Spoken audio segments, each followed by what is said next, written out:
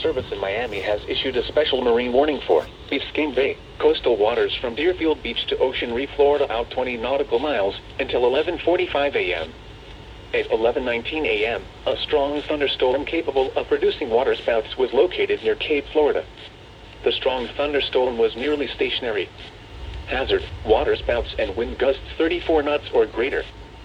Source: radar. Impact: waterspouts can easily overturn boats and create locally hazardous seas. Small craft could be damaged in briefly higher winds and suddenly higher waves. Locations impacted include Cape Florida, Key Biscayne, and Coral Gables. Move to safe harbor until hazardous weather passes.